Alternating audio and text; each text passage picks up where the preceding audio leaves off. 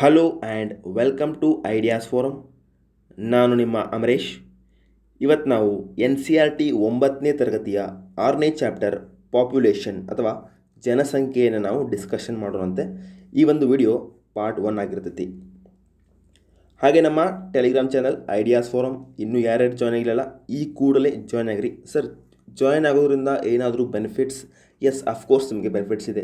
Like exam point of ವ್ಯೂಯಿಂದ ನಾವು ಏನು ಮಾಡ್ತಾಯಿದ್ದೀವಿ, ನಿಮಗೆ ಡೈಲಿ ನಿಮಗೆ ಕ್ವಶನ್ಸ್ನ ಒಂದು ಕ್ವಿಜ್ ಮುಖಾಂತರ ಪ್ರೊವೈಡ್ ಮಾಡ್ತಾ ಇದ್ದೀವಿ. ಅಪಾರ್ಟ್ ಫ್ರಮ್ ಕ್ವಿಜಸ್ಸು ನಿಮಗೆ ಡೈಲಿ ಒಂದು ನ್ಯೂಸ್ ಪೇಪರ್ಸ್ ಆಗಿರ್ಬೋದು, ಕರೆಂಟ್ ಅಫೇರ್ಸ್ ಮಾಹಿತಿ ಆಗಿರ್ಬೋದು, ಮತ್ತು ಜಾಬ್ ನೋಟಿಫಿಕೇಷನ್ ಆಗಿರ್ಬೋದು, ಮತ್ತು ನಿಮಗೆ ಎಕ್ಸಾಮ್ ರಿಲೇಟೆಡ್ ಏನಾದರೂ ನಿಮಗೆ ಒಂದು ಪ್ರಾಬ್ಲಮ್ ಇತ್ತಪ್ಪ ಅಥವಾ ಒಂದು ಏನಾದರೂ ನಿಮಗೆ ಒಂದು ಕ್ವರಿ ಇತ್ತಂದರೆ ನಮ್ಮ ಒಂದು ಐಡಿಯಾಸ್ ಫಾರಮ್ನ ಫ್ಯಾಕಲ್ಟಿ ಮುಖಾಂತರ ಕೇಳಿ ಬಗೆಹರಿಸ್ಕೋಬೋದು. ಹಾಗೆ ನಮ್ಮ ಸ್ನೇಹಿತರ ಅಂತ ನವೀನ್ ಸರ್ ಕೂಡ ಅನ್ಅಕಾಡೆಮಿಯಲ್ಲಿ ಟೀಚ್ ಮಾಡ್ತಾರೆ, ಅಲ್ಲಿ ಕೂಡ ನೀವು ಅವ್ರನ್ನ ಫಾಲೋ ಮಾಡ್ಬೋದು. ಓಕೆ, ಸ್ಟಾರ್ಟ್ ಮಾಡೋಣ. ಹಾಗಾದರೆ ಫಸ್ಟು ಪಾಪ್ಯುಲೇಷನ್ ಒಂದು ಡೆಫಿನೇಷನ್ ನೋಡೋದಾದರೆ ನಾವು ವಾಟ್ ಈಸ್ ಪಾಪ್ಯುಲೇಷನ್ ಅಂದರೆ a group of people living in a place or region is called population ಅಂತ ಕರಿತೀವಿ ನಾವು. ಒಂದು ಕನ್ನಡದಲ್ಲಿ ಒಂದು ನಿರ್ದಿಷ್ಟ ಪ್ರದೇಶದಲ್ಲಿ ವಾಸಿಸುವ ನಿವಾಸಿಗಳ ಸಂಖ್ಯೆಯನ್ನು ನಾವೇನು ಕರಿತೀವಿ? ಜನಸಂಖ್ಯೆ ಅಂತ ಕರಿತೀವಿ. ಪಾಪ್ಯುಲೇಷನ್ ಅಥವಾ ಒಂದು ನಿರ್ದಿಷ್ಟ ಪ್ರದೇಶದಲ್ಲಿ ವಾಸಿಸುವ ಒಂದು ನಿವಾಸಿಗಳು. ಈ ನಿವಾಸಿಗಳು ಎಲ್ಲ ವಯಸ್ಸಿನ ವರ್ಗದವರಾಗಿರ್ತಾರೆ. ಒಂದು ಸಣ್ಣ ಮಕ್ಕಳಾಗಿರ್ತಾರೆ, ಒಂದು ವಯಸ್ಸಿನ ಯುವಕರು ಅಥವಾ ಯುವತಿಯರಾಗಿರ್ತಾರೆ, ಅಥವಾ ಒಂದು ಹಿರಿಯ ನಾಗರಿಕರಾಗಿರ್ತಾರೆ. ಈ ಒಂದು ಕಂಪ್ಲೀಟ್ ಸೆಟ್ ಆಫ್ ಪೀಪಲ್ ನಾವೇನು ಕರಿತೀವಿ? ಒಂದು ಜನಸಂಖ್ಯೆ ಅಂತ ಕರಿತೀವಿ. ಓಕೆ, ಇನ್ನು ವೈ ಟು ಸ್ಟಡಿ ಪಾಪ್ಯುಲೇಷನ್ ಅಂತಂದರೆ ಯಾಕೆ ನಾವು ಜನಸಂಖ್ಯೆಯನ್ನು ಅಧ್ಯಯನ ಮಾಡಬೇಕಂದ್ರೆ, ನೋಡಿ, human beings are producers and consumers of earth resources. ಮಾನವರು ಭೂಮಿಯ ಸಂಪನ್ಮೂಲಗಳ ಉತ್ಪಾದಕರು ಮತ್ತು ಏನಾಗಿರ್ತಾರೆ? ಗ್ರಾಹಕರು ಆಗಿರ್ತಾರೆ. ಯಾವ ಥರ? ಭೂಮಿಯ ಸಂಪನ್ಮೂಲಗಳು ಲೈಕ್ ಏನೇನಪ್ಪ ಅಂದರೆ ಖನಿಜ ಸಂಪನ್ಮೂಲಗಳಾಗಿರ್ಬೋದು, ಕಾಡಿನ ಉತ್ಪನ್ನಗಳಾಗಿರ್ಬೋದು. ಅವನೇನು ಮಾಡ್ತಾರೆ? ಅವನ ಉತ್ಪಾದನೆ ಮಾಡಿ ಮತ್ತು ಉಪಯೋಗ ಮಾಡ್ಕೋತಾರೆ. ಯಾವ ಥರ? ಈಗ ಖನಿಜ ಸಂಪನ್ಮೂಲಗಳಂತ ಯಾವುದು? Minerals resources like iron ore, bauxites, magnesiums, nickel, ಇವೆಲ್ಲ ಏನು ಮಾಡ್ತಾರೆ? ಅವನ ಕಂಪ್ಲೀಟಾಗಿ ಸೆಟ್ ಮಾಡಿ ಎಕ್ಸ್ಟ್ರಾಕ್ಟ್ ಮಾಡ್ಕೊಂಡು ಅದನ್ನು ಎಂಡ್ ಪ್ರಾಡಕ್ಟ್ ಜಾಸ್ತಿ ಬೇರೆ ಮಾಡ್ಕೋತಾರೆ. ಅದೇ ಥರ ಕಾಡಿನ ಉತ್ಪನ್ನಗಳಾದಂಥ ಯಾವುವು? ಗಿಡ, ಮರ, ಬಳ್ಳಿ. ಈಗ ಮೈನರ್ ಫಾರೆಸ್ಟ್ ಪ್ರೊಡ್ಯೂಸರ್ಸ್ ಅಂತ ಯಾವುವು? ಆಯುರ್ವೇದ ಗಿಡಗಳು. ಇವೆಲ್ಲ ಏನು ಮಾಡ್ತಾರೆ? ಅವನ ಉಪಯೋಗ ಮಾಡ್ಕೋತಾರೆ.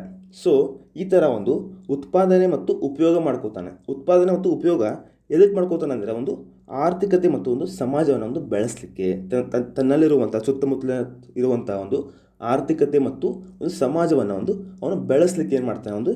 ಈ ಥರ ಅರ್ತ್ ರಿಸೋರ್ಸ್ನ ಉಪಯೋಗ ಮಾಡ್ಕೋತಾನೆ. Okay, the people are important to develop the economy and the society.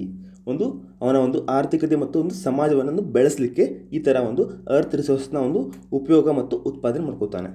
Okay, the people make and use resources and are themselves resources with varying quality.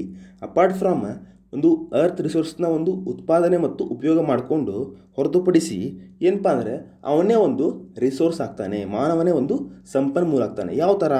ನೋಡಿ, ಎಕ್ಸಾಂಪಲ್ ಕೊಡ್ತೇನೆ. First coal. ನೋಡಿ, coal is but a piece of rock until people were able to invent technology to obtain it and make it resources.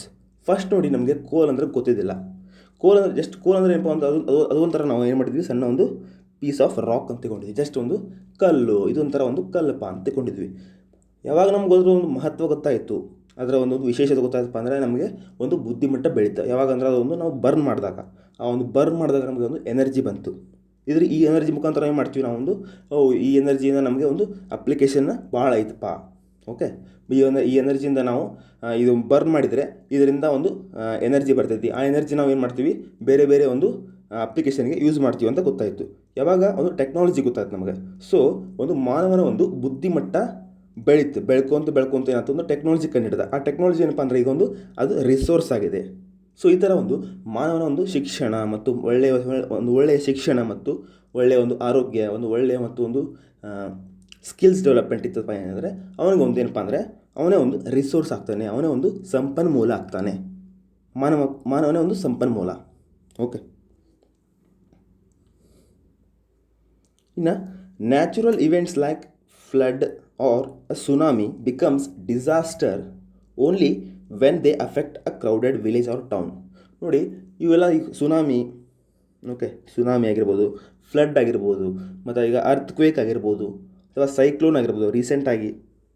ರೀಸೆಂಟಾಗಿ cyclone ಯಾವುದು, ಆ್ಯಂಪನ್, ಹೌದಾ, ಆ್ಯಂಪನ್. ಇವೆಲ್ಲ ಏನಪ್ಪ ಅಂದರೆ ಒಂದು ನ್ಯಾಚುರಲ್ ಇವೆಂಟ್ಸು, ಇವು ಆಗ್ತಿರ್ತಾವೆ. ಓಕೆ, ಇವು ಯಾವಾಗ ಒಂದು ಡಿಸಾಸ್ಟರ್ ಆಗ್ತಾವಪ್ಪ ಅಂದರೆ, ಯಾವಾಗ ಒಂದು ಇವು ದುರಂತ ಆಗ್ತಾವೆ, ಯಾವಾಗ ಒಂದು ವಿಪತ್ತು ಆಗ್ತಾವೆ ಅಂದರೆ, ಯಾವಾಗ ಇವು ಮನುಷ್ಯರಿಗೆ ಹಿಟ್ ಮಾಡಿದಾಗ ಇವೇನು ಕರಿತೀವಿ ನಾವು, ಒಂದು ಡಿಸಾಸ್ಟರ್ ಅಂತ ಕರಿತೀವಿ. ಅಲ್ಲಿ ಮಟ್ಟ ಇವು ಅಲ್ಲಿ ಮನುಷ್ಯರು ಇರ್ಲಿಕ್ಕಪ್ಪ ಅಂದರೆ ಇವೇನು ಜಸ್ಟ್ ಇವು ಒಂದು ನ್ಯಾಚುರಲ್ ಇವೆಂಟ್ಸ್ ಇವು. ಓಕೆ, ನೋಡಿ, resources, calamities, disasters are all meaningful only in relation to human beings. ಒಂದು ಮನುಷ್ಯರಿದ್ರೆ ಮಾತ್ರ ಏನಪ್ಪ ಅಂದರೆ ಇವು ಕರೆಕ್ಟಾಗಿ ಏನು ಕರಿತೀವಿ ನಾವು, ಇದೊಂದು ರಿಸೋರ್ಸ್ ಐತಿ, ಇದೊಂದು ದುರಂತ ಐತಪ್ಪ, ಇದೊಂದು ವಿಪತ್ತು ಐತಿ ಅಂತ ನಾವು ಹೇಳ್ತೀವಿ. ಮನುಷ್ಯರು ಹೇಳಲಿಕ್ಕೆ ಅಂದರೆ ಜಸ್ಟ್ ಇವು ನ್ಯಾಚುರಲ್ ಇವೆಂಟ್ಸ್ ಅಂತ ಕರಿತೀವಿ. Okay, so therefore it is important to know how many people are there in a country, where do they live, how and why their numbers are increasing, ಮತ್ತು what are their characteristics. So ಈ ಥರ ಒಂದು ನಿರ್ದಿಷ್ಟ ಪ್ರದೇಶದಲ್ಲಿ ಎಷ್ಟು ಜನ ಇದ್ದಾರೆ, okay, ಎಷ್ಟು ಜನ ಇಂದ ಅವರು ಒಂದು ಕಾಲಕ್ಕೆ ತಕ್ಕಂತೆ ಎಷ್ಟು ಒಂದು ಜನ ಇನ್ಕ್ರೀಸ್ ಆಗ್ತಾರೋ ಅಥವಾ ಡಿಕ್ರೀಸ್ ಆಗತ್ತಾರೋ, ಈ ಥರ ನಾವು ಒಂದು ಕಂಪ್ಲೀಟಾಗಿ ಒಂದು ಅಧ್ಯಯನ ಮಾಡಬೇಕು. ಸೊ ಅದು ಇದಕ್ಕೊಂದು ಇಂಪಾರ್ಟೆಂಟ್ ಆಗಿರ್ತೈತಿ. ಓಕೆ, ನೋಡಿ, ಈ ಒಂದು ನಮ್ಮ ಒಂದು ಜನಸಂಖ್ಯೆಯನ್ನು ಅಥವಾ ಜನಗಣತಿ ಅಂತ ಕರಿತೀವಿ. ಜನಗಣತಿ ಅನ್ನೋದು ನಮ್ಮ ಒಂದು ಸೆನ್ಸಸ್ ಆಫ್ ಇಂಡಿಯಾ ಅವರು ಪ್ರೊವೈಡ್ ಮಾಡ್ತಾರೆ. The census of India provides us with information regarding the population of our country. ಇದು ಮಿನಿಸ್ಟ್ರಿ ಆಫ್ ಹೋಮ್ ಅಫೇರ್ಸ್ ಬಂದಿರ್ತೈತಿ. ಮಿನಿಸ್ಟ್ರಿ ಆಫ್ ಹೋಮ್ ಅಫೇರ್ಸ್, ಗೃಹ ಮಂತ್ರಿ ಇದನ್ನು ಒಂದು ಇಲಾಖೆ ಏನು ಮಾಡ್ತೈತಿ, ಈ ಒಂದು ಸೆನ್ಸಸ್ ಆಫ್ ಇಂಡಿಯಾನ ರಿಜಿಸ್ಟರ್ ಆಫ್ ಜನರಲ್ ಮುಖಾಂತರ ಏನು ಮಾಡ್ತೈತಿ, ಕಂಪ್ಲೀಟಾಗಿ 10 ಇಯರ್ಸ್ಗೊಮ್ಮೆ ಏನು ಮಾಡ್ತೈತಿ, ಇದನ್ನು ರಿಲೀಸ್ ಮಾಡ್ತೈತೆ. Okay, in India first census was held in the year 1872. First census ನೋಡಿ, ಫಸ್ಟ್ ಸೆನ್ಸಸ್ ನಡೆದಿದ್ದು 1872ರಲ್ಲಿ ನಡೆದಿತ್ತು. ಬಟ್ ಇದು ಏನಪ್ಪ ಅಂದರೆ ಕಂಪ್ಲೀಟಾಗಿ ಸೆನ್ಸಸ್ ಆಗಿದ್ದಿಲ್ಲ. ಯಾವಾಗ ಒಂದು ಕಂಪ್ಲೀಟ್ ಸೆನ್ಸಸ್ ಯಾವಾಗ ನಡೆದಿದ್ದು ಅಂದರೆ 1881. ದ ಫಸ್ಟ್ ಕಂಪ್ಲೀಟ್ ಸೆನ್ಸಸ್ ನಡೆದಿದ್ದು 1881. ಎರಡೂ ಕೊಡ್ತಾರೆ ಎಕ್ಸಾಮಲ್ಲಿ. ಸೊ ನೀವು ಎರಡು ಒಂದು ಸೆಂಟೆನ್ಸ್ನ ಕರೆಕ್ಟಾಗಿ ಓದಬೇಕು. ಫಸ್ಟ್ ಸೆನ್ಸಸ್ ಅಂದರೆ 1872. ಫಸ್ಟ್ ಸೆನ್ಸಸ್ ಅಂದರೆ 1872. ಬಟ್ ಫಸ್ಟ್ ಒಂದು ಕಂಪ್ಲೀಟಾಗಿ ಸೆನ್ಸಸ್ ನಡೆದಿದ್ದು ಅಂದರೆ 1881ಇಂದ. ಓಕೆ, ಎರಡೂ ಕೇಳ್ತಾರೆ. ಸೊ ಎರಡು ಒಂದು ನೀವು ಕರೆಕ್ಟ್ ಸೆಂಟೆನ್ಸ್ ಓದಿ ಟಿಕ್ ಹಾಕಬೇಕು. Since then census have been held regularly every 10th year. ಒಂದು 1881ರಿಂದ ಹಿಡ್ಕೊಂಡು ಏನು ಮಾಡಿದ್ರು, ಆವಾಗಿಂದ 10 ವರ್ಷಕ್ಕೊಮ್ಮೆ ಏನು ಮಾಡಿಕೊಂಡ್ರು, ಜನಗಣತಿಯನ್ನು ಸ್ಟಾರ್ಟ್ ಮಾಡಿಕೊಂಡ್ರು.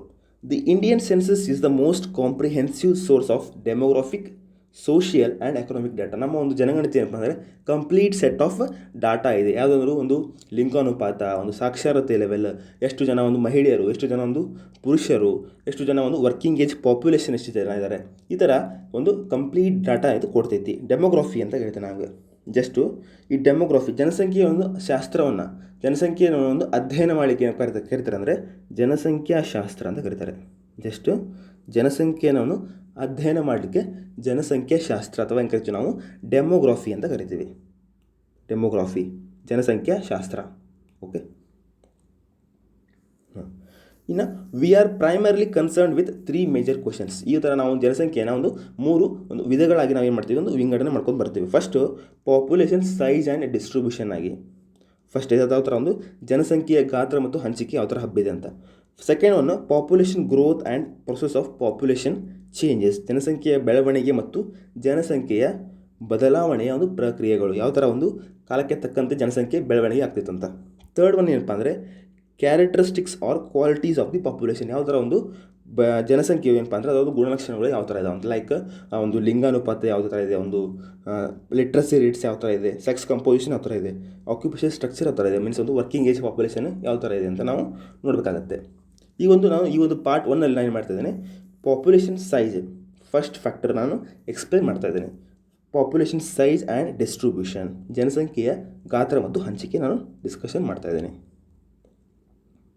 ಓಕೆ, ಜನಸಂಖ್ಯೆಯ ಗಾತ್ರ ಮತ್ತು ಹಂಚಿಕೆ ಯಾವ ಥರ ಒಂದು ಬೆಳವಣಿಗೆ ಯಾವ ಥರ ಇದೆ ಅಂತ ನೋಡೋಣಂತೆ. ಫಸ್ಟು ನೋಡಿ, India's population size and distributions by numbers ನೋಡೋದಾದರೆ ನಾವು ಒಂದು India's population as on March 2011 stood at 1 to 10.6 million.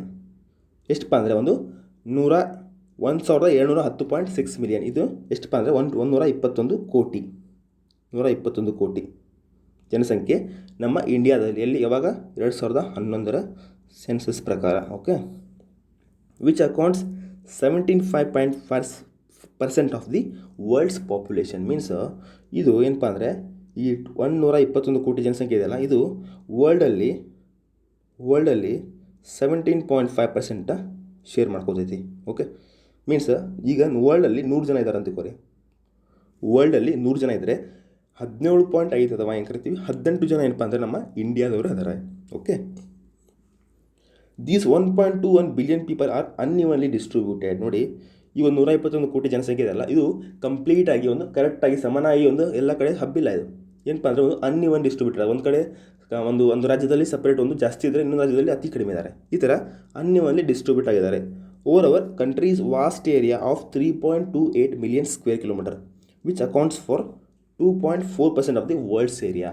ನಮ್ಮ ಒಂದು ಭೂಪ್ರದೇಶ ನೋಡಿದ್ರೆ, ಭಾರತದ ಒಂದು ಭೂಪ್ರದೇಶ ವಿಸ್ತೀರ್ಣದಲ್ಲಿ 3.28 ಮಿಲಿಯನ್ ಸ್ಕ್ವೇರ್ ಕಿಲೋಮೀಟರ್ ಇದೆ. ಅದು ಎಷ್ಟಂದರೆ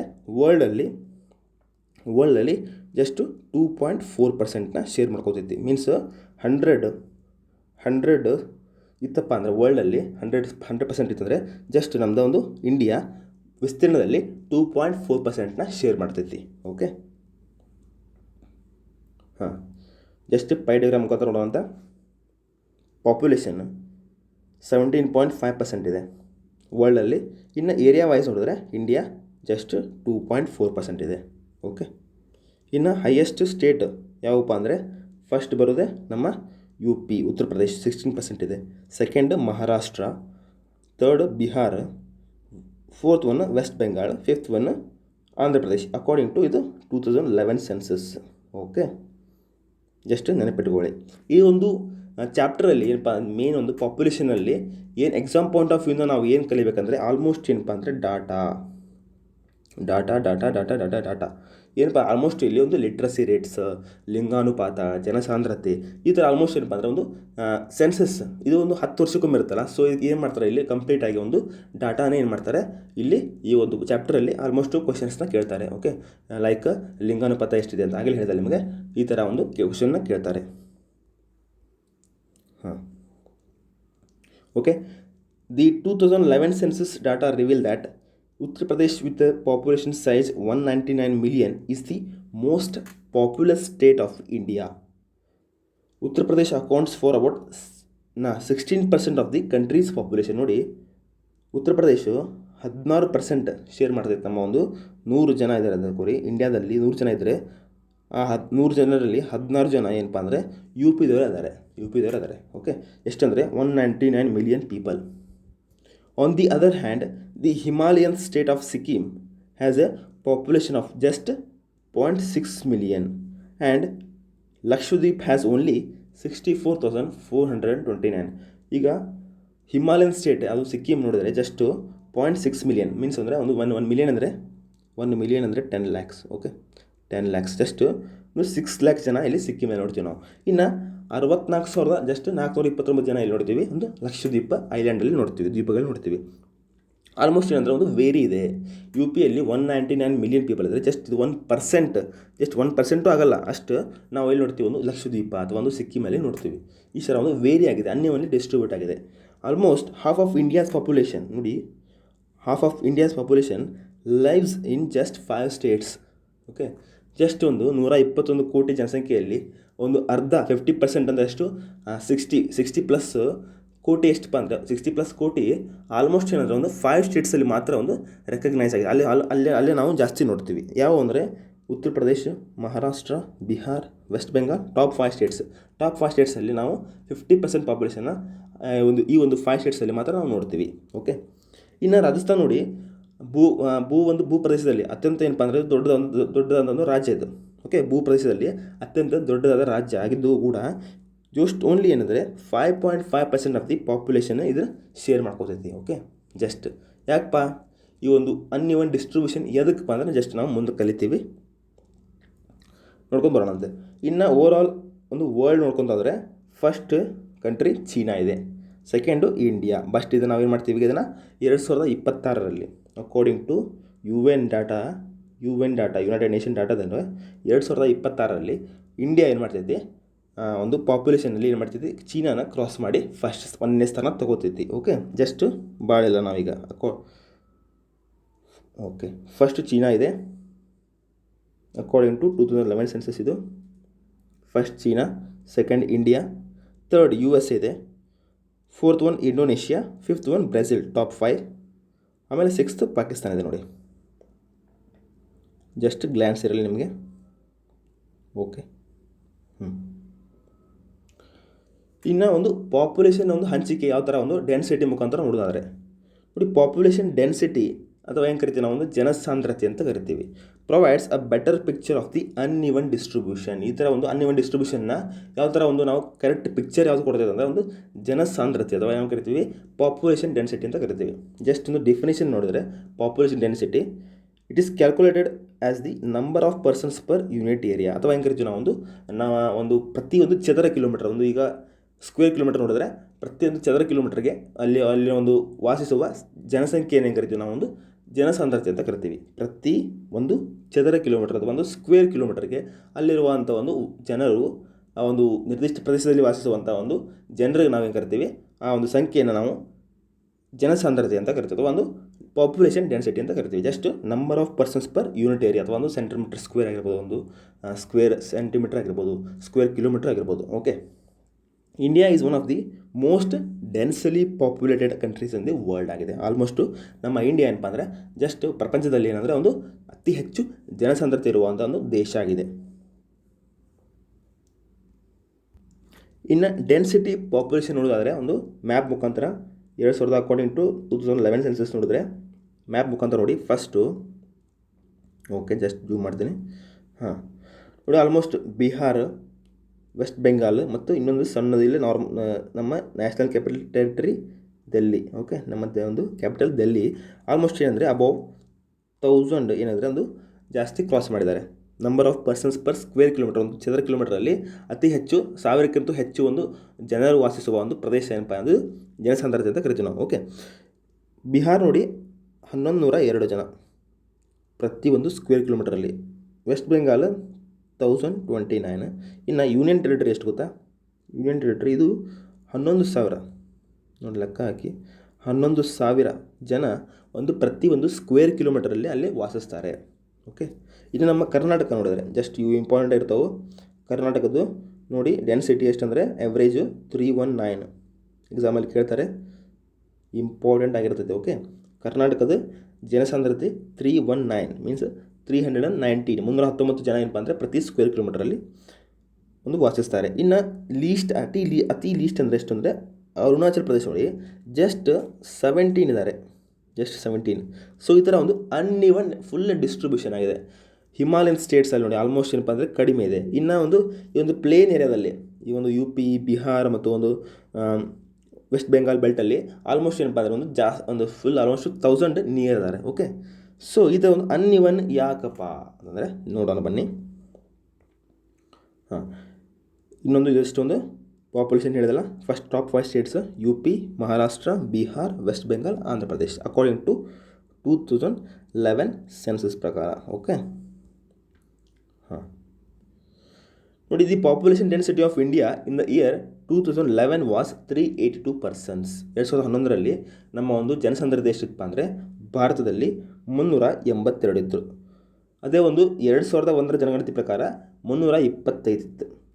ಈ ಒಂದು ಜಸ್ಟ್ ಇನ್ಕ್ರೀಸ್ ಹಾಕುವಂತ ಬರತೈತಿ. 2001ರಲ್ಲಿ 325 ಇತ್ತು, 2011ರಲ್ಲಿ 382 ಇತ್ತು. Okay, densities vary from 1102 persons per square kilometer in Bihar to only just 17% in Arunachal Pradesh. ಆಗಲೇ ಹೇಳಿದಾಗ ನಿಮಗೆ ಡೆನ್ಸಿಟಿ ಏನಪ್ಪ ಅಂದರೆ ಫುಲ್ ವೇರಿ ಆಯಿತು ನೋಡಿ, ಫುಲ್ ಅಜಗಜಾಂತರ ಒಂದು ವೇರಿ ಇದೆ. 11,000 ಎಲ್ಲಿ, 17 ಎಲ್ಲಿ. ಓಕೆ, ಇದಕ್ಕೇನು ಮೇನ್ ಕಾರಣ ಅಂದರೆ ಏನಪ್ಪ ಹೇಳಿದೆ ನಿಮಗೆ, ಜಸ್ಟ್ ಒಂದು ಭೌಗೋಳಿಕ ಅಂಶಗಳಾಗಿರ್ಬೋದು ಅಥವಾ ಒಂದು ವಾಯುಗುಣ ಆಗಿರ್ಬೋದು, ಇವು ಜಸ್ಟ್ ನ್ಯಾಚುರಲ್ ಫ್ಯಾಕ್ಟರ್. ಇವೆಲ್ಲ ಒಂದು ಮೇನ್ ಇದಕ್ಕೇನು ಕಾಣ್ತಾವಪ್ಪ ಅಂದರೆ ಒಂದು ನ್ಯಾಚುರಲ್ ಫ್ಯಾಕ್ಟರ್ ಕಾಣ್ತಾವೆ, ಇನ್ನೊಂದು ಏನಪ್ಪ ಅಂದರೆ ಒಂದು ಹ್ಯೂಮನ್ ಮ್ಯಾನ್ ಮೇಡ್ ಒಂದು ಫ್ಯಾಕ್ಟರ್ ಕಾಣ್ತಾವೆ. ಸ್ವಾಭಾವಿಕ ಮತ್ತು ಏನಪ್ಪ ಅಂದರೆ ಒಂದು ಮ್ಯಾನ್ ಮೇಡ್ ಒಂದು ಆಗಿರ್ತಾವೆ. ಎರಡು ಒಂದು ಕಾರಣ ಆಗಿರ್ತಾವೆ, ಎರಡು ಫ್ಯಾಕ್ಟರ್ ಇದಕ್ಕೆ ಮೇನ್ ಕಾರಣ. ಫಸ್ಟ್ ನಾವು ಒಂದು ನ್ಯಾಚುರಲ್ ಕಾರಣ ಏನಂತ ನೋಡ್ಕೊಂಬರೋಣ ಅಂತ ನೋಡಿ. ನ್ಯಾಚುರಲ್ ಕಾರಣ ಏನಂತ ಆಗಲಿ ಹೇಳಿದ್ರೆ ನಿಮಗೆ ಒಂದು ಭೌಗೋಳಿಕ ಅಂಶಗಳು ಅಂತ ಒಂದು ಏನಪ್ಪ ಮೇಲ್ಮೈ ಸ್ವರೂಪಗಳು, ಒಂದು ಬೆಟ್ಟ ಗುಡ್ಡ ಪರ್ವತ, ಇವೇನಪ್ಪ ಅಂದರೆ ಅಲ್ಲಿ ಒಂದು ಜನರು ವಾಸಿಸಲಿಕ್ಕೆ ಒಂದು ಯೋಗ್ಯವಾದಂಥ ಒಂದು ಸ್ಥಳ ಅಲ್ಲಿ ಅಲ್ಲ. ಲೈಕ್ ಇಲ್ಲಿ ಹಿಮಾಲಯನ್ ಸ್ಟೇಟ್ಸ್, ಉತ್ತರಾಖಂಡ, ಹಿಮಾಚಲ್ ಪ್ರದೇಶ, ಜಮ್ಮು ಕಾಶ್ಮೀರ, ಈ ಕಡೆ north eastern States, Arunachal Pradesh, ಅಲ್ಲಿ ಏನಪ್ಪ ಅಂದರೆ ಫುಲ್ಲು ಒಂದು ಹಿಮಾಲಯನ್ ಸ್ಟೇಟ್ಸ್, ಅಲ್ಲಿ ಫುಲ್ ಹಾರ್ಶ್ ಕ್ಲೈಮೇಟ್ ಇರ್ತೈತಿ. ವಾಯುಗುಣ ನೋಡಿದ್ರೆ ಅಲ್ಲಿ ಏನಪ್ಪ ಅಂದರೆ ಆಲ್ಮೋಸ್ಟು ಫುಲ್ ಹಾರ್ಶ್ ಟೆಂಪ್ರೇಚರ್ ಇರ್ತೈತಿ, ಎಕ್ಸ್ಟ್ರೀಮ್ ಟೆಂಪ್ರೇಚರ್ ಇರ್ತೈತಿ. ಓಕೆ, ಸೊ ಅಲ್ಲಿ ಒಂದು ಅನುಕೂಲ ಇರೋಂಗಿಲ್ಲ ವಾಸಿಸಲಿಕ್ಕೆ. ಇದೊಂದು ಏನಪ್ಪ ನ್ಯಾಚುರಲ್ ಫ್ಯಾಕ್ಟರ್ ಆದರೆ ಇನ್ನು ಹ್ಯೂಮನ್ ಮೇಡ್ ಕಾಸಸ್ ಏನಪ್ಪ ಅಂದರೆ ಆ ಒಂದು ಈಗ ಒಂದು ಪ್ರತಿಯೊಂದು ಸ್ಟೇಟಲ್ಲಿ ತೊಗೊಂಡ್ರೆ ಅಲ್ಲಿ ಒಂದು ಏನಪ್ಪ ಅಂದರೆ ಇಂಡಸ್ಟ್ರಿ ಆಗಿರ್ಬೋದು ಅಥವಾ ಏನೊಂದು ಕೈಗಾರಿಕೆ ಅಂತ ಕರಿತೀವಿ ನಾವು. ಕೈಗಾರಿಕೆ, ಒಂದು ಉದ್ಯಮ ವಲಯ, ಅಲ್ಲಿ ಒಂದು ಆಲ್ಮೋಸ್ಟ್ ಏನಪ್ಪ ಅಂದರೆ ಒಂದು ಒಳ್ಳೆಯ ಒಂದು ಶಿಕ್ಷಣ, ಒಂದು ಒಳ್ಳೆಯ ಒಂದು ಹೆಲ್ತ್ ಫೆಸಿಲಿಟಿ ಇತ್ತಪ್ಪ ಅಂದರೆ ಒಂದು ಸಿಟಿಯಲ್ಲಿ ಆಲ್ಮೋಸ್ಟ್ ಆಟೋಮೆಟಿಕ್ ಏನಪ್ಪ ಅಂದರೆ ಒಂದು ಇಂಟರ್ನಲ್ ಮೈಗ್ರೇಷನ್ ಅಂತ ಕರಿತೀವಿ ನಾವು. ಒಂದು ಜಸ್ಟ್ ಒಂದು ಸಿಟಿ ಹಳ್ಳಿಯಿಂದ ಒಂದು ಪಟ್ಟಣಕ್ಕೆ ಹೋಗೋದು, ಈ ಥರ ಏನಪ್ಪ ಅಂದರೆ ಒಂದು ಸಿಟಿ ಆಲ್ಮೋಸ್ಟ್ ಏನಪ್ಪ ಅಂದರೆ ಈಗ ನ್ಯೂ ಡೆಲ್ಲಿ ಎಲ್ಲರೂ ಏನಪ್ಪ ಅಂದರೆ ಆಲ್ಮೋಸ್ಟ್ ಒಂದು ವಲಸೆಗಾರರು ಹೋಗ್ಬಿಟ್ಟಿರ್ತಾರೆ ಅಲ್ಲಿ ಒಂದು ಕೆಲಸ ಹುಡ್ಕೊಂಡು. ಸೊ ಈ ಥರ ಒಂದು ಇಂಟರ್ನಲ್ ಮೈಗ್ರೇಷನ್ ಅಂತ ಕರಿತೀವಿ ನಾವು. ಇದು ಥರ ಏನಪ್ಪ ಅಂದರೆ ಇದು ಕೂಡ ಒಂದು ಜನಸಾಂದ್ರತೆಗೆ ಅಫೆಕ್ಟ್ ಆಗ್ತೈತೆ ಅಂತ ಹೇಳ್ತೀನಿ ಜಸ್ಟ್. ಓಕೆ, ನ್ಯಾಚುರಲ್ ಫ್ಯಾಕ್ಟರ್ ಮತ್ತು ಮ್ಯಾನ್ ಮೇಡ್ ಫ್ಯಾಕ್ಟರ್ ಎರಡೂ ಕೂಡ ಒಂದು ಕಾರಣ ಆಗ್ತೈತಿ ಇದಕ್ಕೆ. ಓಕೆ ನೋಡಿ, rugged terrain and unfavourable climate conditions are primarily responsible for sparse population in this areas. Okay, Assam and most of the peninsular states have moderate popular densities. Almost ಏನಂದರೆ ಒಂದು ಪರ್ಯಾಯ ಪ್ರಸ್ಥಭೂಮಿಗಳಂತ ಒಂದು ರಾಜ್ಯಗಳು ಏನಪ್ಪ ಅಂದರೆ ಆಲ್ಮೋಸ್ಟು ಮಾಡರೇಟ್ ಇದೆ, ಅಷ್ಟು ಅತಿ ಒಂದು 1000ಕ್ಕಿಂತ ಜಾಸ್ತಿ ದಾಟಿಲ್ಲ. ಯಾಕಂದರೆ ಇವು hilly, dissected and rocky nature of the terrain, moderate to low rainfall, shallow and less fertile soils have influenced population densities in these areas. Almost ಏನಂದರೆ ಆಗಲೇ ಹೇಳಿದಾಗ ನಮಗೆ ಒಂದು ಹಿಲ್ಸ್ ಮತ್ತು ಒಂದು ಆಲ್ಮೋಸ್ಟ್ ಒಂದು ಬೆಟ್ಟ ಗುಡ್ಡಗಳು ಅಂತ ಒಂದು ಕೂಡಿದ ಒಂದು ಪ್ರದೇಶ ಆಗಿರ್ಬೋದು, ಮತ್ತು ಆಲ್ಮೋಸ್ಟ್ ಏನಪ್ಪ ಅಂದರೆ ಒಂದು ರೈನ್ಫಾಲ್, ಒಂದು ಮಳೆ ಒಂದು ಆಲ್ಮೋಸ್ಟು ಕಂಪೇರ್ ಟು ಒಂದು ಪ್ಲೇನ್ ಏರಿಯಾ ನೋಡಿದ್ರೆ ಇಲ್ಲಿ ಆಲ್ಮೋಸ್ಟು ಕಡಿಮೆ ಆಗ್ತೈತಿ. ಮತ್ತು ಒಂದು ಭೂಮಿಯ ಒಂದು ಫಲವತ್ತತೆ ಏನಪ್ಪ ಆಲ್ಮೋಸ್ಟು ಕಡಿಮೆ ಇರ್ತೈತಿ. ಓಕೆ, ಇದರಿಂದ ಏನಪ್ಪ ಅಂದರೆ ಒಂದು ಪಾಪ್ಯುಲೇಷನ್ನ ಒಂದು ಕಡಿಮೆ ಇರ್ತೈತಿ. ಇನ್ನು ಪ್ಲೇನಲ್ಲಿ UP, ಬಿಹಾರ್, ವೆಸ್ಟ್ ಬೆಂಗಾಲ್ ಪ್ಲೇನಲ್ಲಿ ಆಲ್ಮೋಸ್ಟ್ ಏನಪ್ಪ ಅಂದರೆ ಇಲ್ಲೊಂದು ಫಲವತ್ತತೆ ಮಣ್ಣು ಇರ್ತೈತಿ ಮತ್ತು ಆಲ್ಮೋಸ್ಟು ಒಂದು ಮಳೆ ಜಾಸ್ತಿ ಆಗೋದ್ರಿಂದ ಅಲ್ಲಿ ಆಟೋಮೆಟಿಕ್ ಏನಪ್ಪ ಅಂದರೆ ಒಂದು ಪಾಪ್ಯುಲೇಷನ್ನ ಇನ್ಕ್ರೀಸ್ ಆಗ್ತೈತಿ. ಓಕೆ, ಜಸ್ಟ್ ಒಂದು ಪ್ಲೇನ್ ಏರಿಯಾ ಮತ್ತು ಡೆನ್ಸಿಟಿ ಏರಿಯಾ, ಒಂದು ಹಿಲ್ಲಿ ಏರಿಯಾದಲ್ಲಿ ಡೆನ್ಸಿಟಿ ವೈಸ್ ನಾವು ಕಂಪೇರ್ ಮಾಡೋಣ. ನೋಡಿ, ಬಿಹಾರ್ ಪ್ಲೇನ್ ಏರಿಯಾ 1102, ವೆಸ್ಟ್ ಬೆಂಗಾಲ್ 1029, ಉತ್ತರ ಪ್ರದೇಶ 828. ಓಕೆ, ಇನ್ನು ಕೇರಳ 859. ಇವೆಲ್ಲ ಒಂದು ಪ್ಲೇನ್ ಏರಿಯಾ. ಇನ್ನು ಹಿಲ್ಲಿ ಏರಿಯಾ ಅಸ್ಸಾಂ 397, ಹಿಮಾಚಲ್ ಪ್ರದೇಶ್ 123, ಮಿಜೋರಾಂ 52 ಜನ, ಛತ್ತೀಸ್ಗಢ 189. ಓಕೆ, ಈ ಥರ ಒಂದು ಫುಲ್ ವೇರಿಯೇಷನ್ ನಾವು ನೋಡ್ತೀವಿ ಡೆನ್ಸಿಟಿ ವೈಸ್. ಓಕೆ, ಈ ಒಂದು ಜಸ್ಟ್ ಒಂದು ಪಾರ್ಟ್ 1 ವಿಡಿಯೋ ಕಂಪ್ಲೀಟ್ ಆಯಿತು. ನೆಕ್ಸ್ಟ್ ವಿಡಿಯೋದಲ್ಲಿ ನಾನು ಪಾರ್ಟ್ 2ನ ಎಕ್ಸ್ಪ್ಲೈನ್ ಮಾಡ್ಕೊಂಡು ಬರ್ತೀನಿ. ಈ ಒಂದು ಹೆಚ್ಚಿನ ಒಂದು ನಮ್ಮ ವಿಡಿಯೋಗೋಸ್ಕರ ಒಂದು ನಮ್ಮ ಚಾನಲ್ನ ಸಬ್ಸ್ಕ್ರೈಬ್ ಮಾಡಿ, ಮತ್ತು ನಮ್ಮ ಒಂದು ಈ ವಿಡಿಯೋ ನಿಮಗೆ ಇಷ್ಟ ಆದರೆ ಲೈಕ್ ಮಾಡಿ, ಆಲ್ಮೋಸ್ಟ್ ನಿಮ್ಮ ಒಂದು ಫ್ರೆಂಡ್ಸ್ಗೆ ಶೇರ್ ಮಾಡಿ. Okay, have a nice day. Thank you.